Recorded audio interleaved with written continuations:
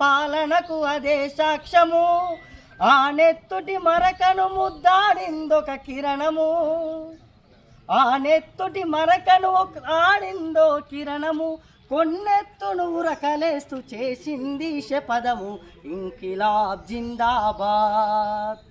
ఇలాంటి పోరాటాన్ని మనం అందరం ఉంచుకోవాలని చెప్పేసి మనమందరం సారన్నట్టుగా భగత్ సింగ్ రాజ్గురు సుఖ్దేవుల 95వ వర్ధంతి సందర్భంగా ఈరోజు తెలంగాణ యూనివర్సిటీలోని ఆర్ట్స్ కాలేజ్ ఎదురుగా వారి చిత్రపటానికి పూలమాలలు వేసి పీడీఎస్ ప్రగతిశీల ప్రజాస్వామ్య విద్యార్థి సంఘం నివాళులర్పించడం జరిగింది. ఏ దేశం కోసం ఈ భరతమాత సంఖ్యలు తెంచడానికి జలియన్వాలా బాగులో చిన్న రక్తాన్ని సాక్షిగా తీసుకొని వీర తిలకాన్ని దిద్దుకున్న భగత్ సింగ్ ఈరోజు కోట్లాది మంది యువతకు ఆదర్శమయ్యాడు. ఆయన చూపినటువంటి దారిలోనే ఈ యువత నడవాలి. ఈరోజు యువత మత్తుకు, గంజాయి మత్తులో, డ్రగ్స్, కోకైన్స్ అనే మత్తులో ప్రశ్నించడం మానేసుకొని చెడు అలవాట్లకు బానిస అయిపోతూ ఉన్నారు, చదువును విస్మరిస్తూ ఉన్నారు. విద్యార్థులారా, మేధావులారా, ఈరోజు మనం పొందిన స్వతంత్రం మన వీరులు చేసినటువంటి త్యాగమే.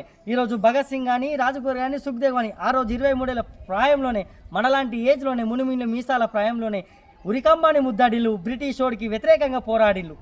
ఆ రోజు చంద్రశేఖర్ ఆజాద్ ఈ ఇంగ్లీష్ బ్రిటిష్ పాలకుడి చేతిలో చావడం కంటే నా చేతిలో నేనే చనిపోతానని చెప్పేసి తన తుపాకీతోటి కాల్చుకొని ఈ దేశం కోసం ప్రాణాలు అర్పించినటువంటి వీరులు. వాళ్ళ తల్లిదండ్రులు ఉన్నారు, వాళ్ళ కుటుంబాలు ఉన్నాయి, కానీ ఈ దేశ స్వతంత్రం కోసం కష్టపడినటువంటి వీరుల త్యాగాలను స్మరించుకోవాలి.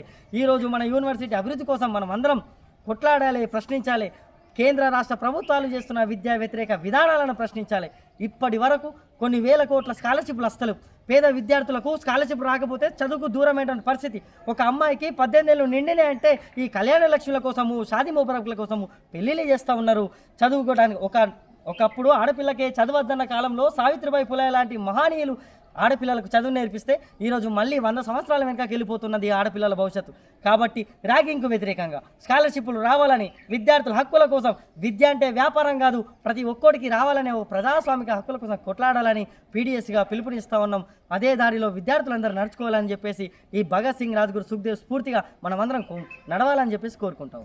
ఈ వేడుక చేయడానికి వచ్చిన మీ అందరికీ కూడా అభినందనలు తెలియజేస్తూ, విద్యార్థులందరూ కూడా భగత్ సింగ్ని ఆదర్శంగా తీసుకోవాలని, భగత్ సింగ్ చిన్నప్పుడు అంత అమాయకంగా అడిగేవాడంటే, యుద్ధాలు చేస్తున్నప్పుడు తుపాకులు ఉన్నాయి కదా, తుపాకుల్ని మనం పొలంలో నాటేస్తే తుపాకులు ములుస్తాయని అడిగే అంత ఉండేవాడు. అటువంటిది భగత్ సింగ్ కూడా ఈ ఇంకిలాబ్ అనే నినాదాన్ని డెవలప్ చేసి, ఆయన కూడా 1929లో అసెంబ్లీలో, ఢిల్లీ అసెంబ్లీలో బాంబులు విసిరాడంటే అది బాంబులు వేరే వాళ్ళకి ప్రాణహాని చేయాలని కాదు, తన వ్యతిరేకతను తెలియజేయడానికి అహింసావాదైనా హింసావాదైనా తన వ్యతిరేకతని ఎదుటి వాళ్ళకి తెలియజేసేటానికి ఒక పద్ధతి ఉంటుంది.